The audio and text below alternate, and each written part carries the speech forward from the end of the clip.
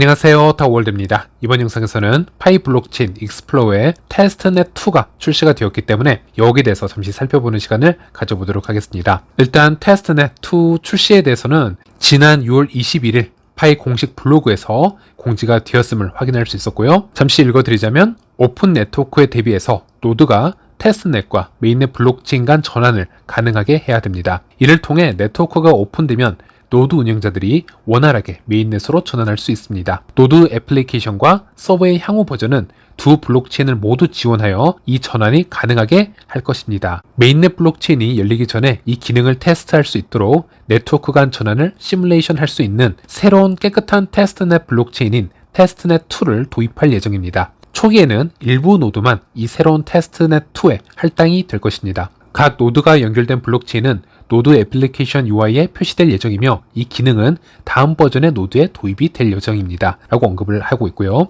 잠시 정리를 해보자면 모두 알고 있으시겠지만은 현재 파이오니어 개인이 운영하는 노드들은 모두 테스트넷에 있습니다. 그리고 현재 메인넷 노드는 코어팀 노드 3개로 운영이 되고 있는데요. 오픈 메인넷으로 전환하기 위해서는 테스트넷에 운영되고 있는 개인들의 노드들이 메인넷 노드로 전환이 함께 될 수 있어야 되겠습니다. 하지만 그 전환을 실제로 진행하기 전에 노드끼리의 호환에는 문제가 없는지 여러가지 기술적인 사항들을 체크를 해야 되기 때문에 테스트넷2라는 것을 출시를 해서 노드가 전환이 되는 부분에 대한 시뮬레이션을 진행을 한다. 이 정도로 이해를 해보시면 될 것 같습니다. 그리고 이 공지에서 언급을 했던 초기에는 일부 노드만 이 새로운 테스트넷2에 할당이 될 것입니다. 라는 문장이 있는데요. 여기서 말하는 일부는 모더들의 노드를 얘기를 하고 있습니다. 일부 모더들의 노드만 테스트넷2로 일단은 진입을 할 수 있다. 그런 업데이트 버전이 제공이 된다라는 얘기고요. 그리고 이것은 지난 코어팀과 모드와의 비공개 AMA 대화에서 체크를 해볼 수가 있었습니다. 참고로 지금 제공을 해드리는 대화 내용은 해외 복수의 모드님들과 개발자에 의해서 크로스 체킹이 된 내용이고요. 그 대화 내용을 그대로 가져오려고 노력을 했습니다. 모드가 코어팀에게 질문을 했었는데요. 파이 노드 개발 일정은 어떻게 되나요? 메인넷으로 전환할 계획은 무엇인가요? 그리고 노드 업데이트 이후 시간이 좀 지났는데 슈퍼노드 참여에 대한 계획이 있나요? 라는 질문이 있었고요. 여기에 코어팀의 니콜라스는 노드가 할 수 있는 일에 대해서 먼저 말씀을 드리자면 곧 있을 기능 중 하나가 바로 테스트넷2입니다. 업데이트된 노드 버전을 곧 보내드릴 예정이니 테스트넷2에 연결을 해보시길 바랍니다. 이는 메인넷에 연결하는데 큰 도움이 될 것입니다. 다른 요청사항이 있으면 계속해서 알려드리겠습니다. 라고 해서 모더들에게는 테스트넷2에 연결할 수 있는 노드 업데이트 버전이 제공이 될 것이다. 이렇게 얘기를 하는 것을 확인할 수 있었고, 그리고 얼마 전부터 이런 이미지가 X에 지금 돌아다니고는 있습니다. 노드에 테스트넷2 연결 기능이 지금 보여지고 있는데요. 이 이미지는 일부 모드에 의해서 유출이 된 이미지가 아닐까 이렇게 예상을 해볼 수 있는데 현재 이 이미지가 진실인지는 저도 지금 체크 중에 있습니다. 이 부분도 다음 영상쯤에 다시 한번 알려드리도록 하겠습니다. 그리고 이번 테스트넷2 출시에 대해서 많은 분들이 오해를 하시는 것도 확인을 할 수 있었는데요. 제 채널에 달린 지금 댓글을 살펴보면요. 이 테스트넷2 출시에 대해서 메인넷 연기하려고 코어팀이 쇼하는 것은 아닐지 좀 의심이 된다. 이런 글을 써주시는 분도 있었고 지금 커뮤니티 전체가 메인넷 준비 중이다. 또는 메인넷이 늦어진다로 커뮤니티 의견이 나눠지고 있다. 이렇게 말씀을 해주신 분도 있으셨습니다. 그런데 제 관점에서 보았을 때는 메인넷을 일부러 늦추기 위해서 이런 테스트넷2를 급작스럽게 지금 공지를 한 것은 아니고요. 영상 앞전에서 설명을 해드렸지만은 이미 코어팀도 6월 달에 여기에 대해서 이미 예고를 공식적으로 해주었고 저도 지난 7월부터 제 채널 영상을 통해서 이 테스트넷2에 대해서 지속적으로 언급을 해드렸습니다. 오픈 메인넷 전환을 위해서 코어팀이 필수적으로 진행을 해야 되는 준비 과정이다. 저는 이렇게 쭉 설명을 해드렸고요. 그리고 한 달 전에 열렸었던 비공개 AM에서 코어팀의 니콜라스의 대화를 다시 한번 확인을 해보면요. 노드 관련해서는 오픈 메인넷 전환 이전에 무조건 진행을 해야 되는 사항과 그리고 끝을 내지 않더라도 오픈 메인넷 이후로도 꾸준히 진행을 할 수 있는 리스트를 코어팀이 공지를 한 것을 알 수 있었고요. 오픈 메인넷으로 전환되기 이전에 코어팀 입장에서는 무조건 맞춰야 되는 두 가지가 존재합니다. 하나는 파이 노드가 다중 네트워크를 지원하는 것이고 또 다른 하나는 노드 보상과 관련된 것인데요. 니콜라스의 설명을 그대로 제가 옮겨오자면요. 파이 노드가 여러 네트워크를 지원하는 것은 본질적으로 현재는 테스트넷을 지원을 하고 있고 이제는 메인넷에서 운영하고 있습니다. 라고 말을 할 수 있도록 노드가 전환할 수 있게 하는 것입니다. 첫 번째 버전은 테스트2에서 나올 예정입니다. 따라서 파이 노드는 다중 네트워크에서 운영할 수 있는 능력을 갖추게 되며 이 기능은 현재 테스트 단계에 있으며 앞으로 1주에서 3주 내 서버와 노드 소프트웨어 자체에 대한 새 릴리즈를 볼 수 있을 것입니다. 그리고 두 번째는 노드 보상입니다. 우리는 이 노드 보상과 관련된 전체 절차를 정리하고 있었습니다. 배경을 좀 더 설명하자면 아마도 이미 알고 계셨겠지만 일부 사람들은 노드 식별자를 복제하여 두 개의 노드를 동일하게 만들어서 동일한 노드가 여러 사용자에게 보상을 제공하게, 또한 일부 사람들은 노드를 공유함으로써 중복 보너스를 받았습니다. 과거에는 이런 일이 있었지만 우리는 이미 이러한 상황이 다시 발생하지 않도록 했습니다. 이제는 동일한 식별자로 처음 노드를 만든 사용자만 보상을 받으며 다른 사용자는 보상을 받지 못합니다. 이 변경 사항은 이미 약 한 달 반 전에 적용이 되었으며 최근 기본 채굴률의 증가로도 반영이 되었습니다. 이는 부정하게 받은 노드 보상을 제거한 결과입니다.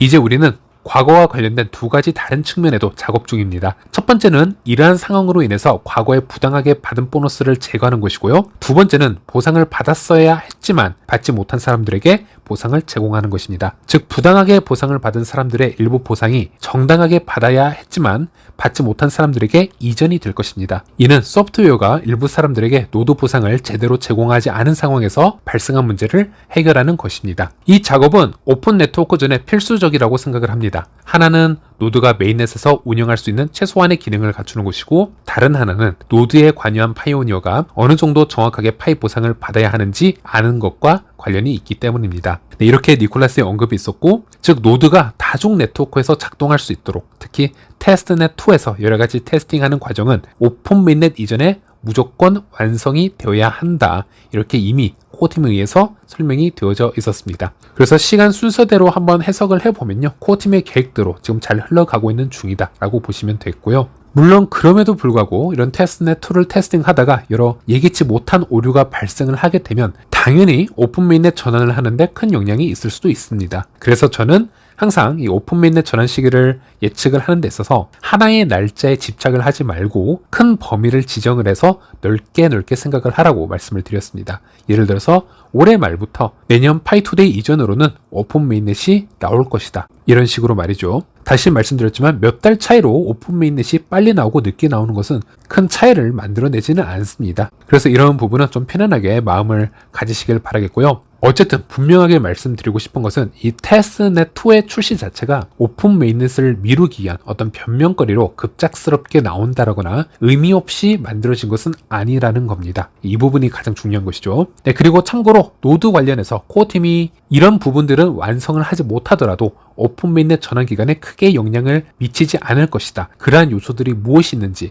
다 공지를 해주었는데 그 부분도 예전 영상에서 한번 말씀을 드렸지만 혹시 모르는 분들이 있을 수 있기 때문에 다시 설명을 해드리자면요. 이것도 니콜라스가 직접 언급을 하였습니다. 그대로 읊어드리자면 우리는 정말로 이러한 기능들이 필요하지만 만약 오픈 네트워크 전에 모든 기능이 완전히 배포가 되지 않더라도 이런 기능이 없다라고 해서 오픈 네트워크의 진행을 막지는 않을 것입니다. 구체적으로는 노드의 품질과 신뢰성 등급을 공개적으로 볼 수 있는 UI를 준비하고 있습니다. 이는 우리가 정말로 갖고 싶어하는 것이지만 만약 이를 구현하지 못하더라도 최선을 다해서 운영할 것입니다. 예를 들어 과거에 높은 가용성을 보이지 않았다라거나 일부러 여러 사용자와 공유하지 않은 노드가 이 UI에 포함이 될 것입니다. 그리고 완전한 슈퍼노드 선택과 운영자가 노드를 완전히 커스터마이즈 할 수 있는 기능도 우리가 현재 정말로 원하고 있는 기능 중 하나입니다. 리눅스 버전의 노드도 우리가 정말로 원하고 있습니다. 또한 파이오니어 슈퍼노드가 데이터 센터에서 호스팅 될 수 있도록 하는 것도 우리는 원하고 있습니다. 하비 프로토콜의 소스 코드는 오픈소스가 될 것이며 사람들이 실제로 도커 컨테이너를 실행하기 쉽게 만들고 있습니다. 하지만 데스크탑 UI는 오픈소스가 아닐 수 있습니다. 니콜라스는 이렇게 언급을 해서 이런 부분들은 코어팀에서 목표를 잡고 하나씩 개발을 진행해 나갈 계획이지만 이 요소들이 완성이 되지 않았다라고 해서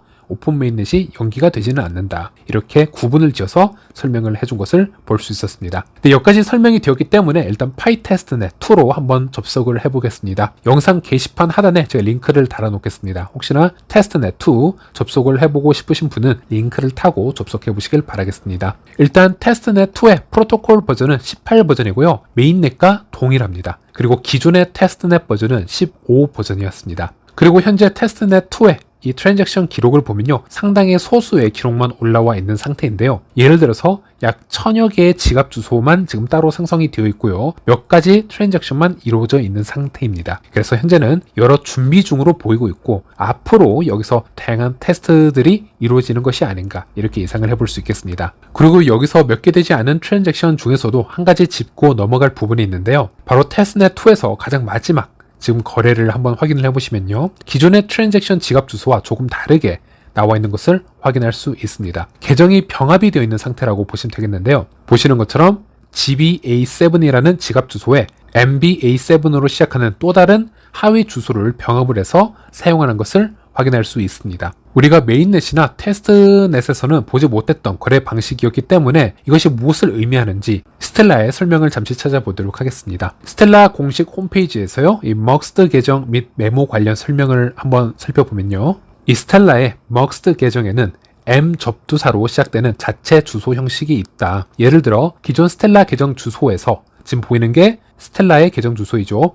여기서 새로운 먹스드 계정을 만들 수가 있다. ID는 주소 자체에 내장이 되어 있습니다. 그래서 이렇게 M자로 시작되는 형식의 추가적인 주소 생성이 가능하고, 여기에 ID 번호가 또 할당되는 것을 볼 수 있습니다. 스텔라 공식 홈페이지에서 보여주고 있는 이 추가 주소의 형식과 파이 블록체인 테스트넷2에서 보여주는 이 추가 주소 형식이 거의 똑같은 것을 볼 수 있죠. 즉, 이 파이 지갑은 먹스된 계정이다. 여러 사용자 또는 여러 트랜잭션이 하나의 지갑 주소, 하나의 계정에서 공유될 수 있는 구조를 의미하는 것입니다. 아니, 그럼 이게 도대체 무슨 소리냐라고 물으실 수도 있습니다. 제가 2일 전에 영상을 올려드렸는데요. 파이 지갑에 메모 기능이 업데이트된 것을 우리는 잘 기억을 해둘 필요가 있다라고 말씀을 드렸습니다. 왜냐하면 파이 지갑의 메모라는 기능은 P2P 거래 내역을 잠시 기록을 해두기에 매우 유용한 기능이긴 합니다. 예를 들어서 어떤 레스토랑에 갔음, 또는 누가 결제를 해줬음 등등 이런 메모를 기록을 해두면 유용한 기능으로 쓸 수 있겠지만, 중앙화 거래소에서 우리가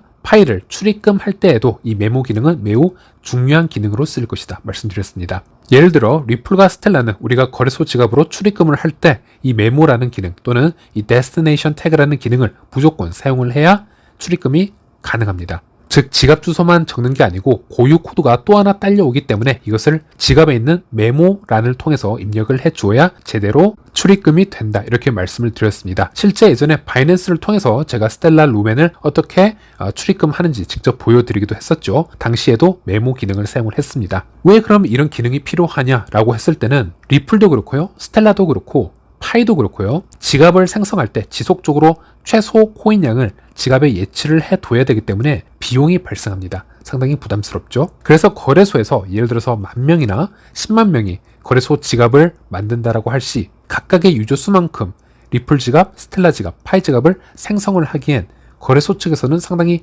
부담스러울 수밖에 없습니다. 그래서 지갑 주소 하나로 이 10,000명, 10만 명의 고객 자금을 모두 분할해서 관리를 할 수 있다는 것입니다. 이 메모 기능을 통해서 말이죠. 그 10,000명이나 10만 명의 유저들의 자금이 한 지갑에 모두 섞여 버리면 안 되지 않습니까? 그래서 지갑 주소는 하나로 사용을 하더라도 추가적으로 각각 유저마다 코드를 생성을 해서 각 유저들의 자금의 양을 구분을 해주는 겁니다. 조금 더 확장해서 생각을 해보도록 하겠습니다. 이 기능을 굳이 거래소에서만 사용할 필요는 없습니다. 한 기업이 수많은 고객들을 상대로 파이 결제를 받는다라고 할 때, 또 전송을 해줘야 된다고 할 때 파이 메인 지갑 주소 하나에 이렇게 메모 기능으로 추가적인 코드를 생성을 해서 수많은 유저들의 자금을 구분해 받을 수도 있을 겁니다. 즉, 이런 테스팅은 거래소 관련된 테스팅일 수도 있고요, 또 어떤 기업과 연관을 지어서 진행을 하는 테스팅일 수도 있습니다. 또는 단순히 일반 개인이나 그룹을 위해서 편리한 거래를 위해서 진행 중인 테스팅일 수도 있죠. 어쨌든 그런 기술 중 하나라고 저는 예측을 하고 있고요.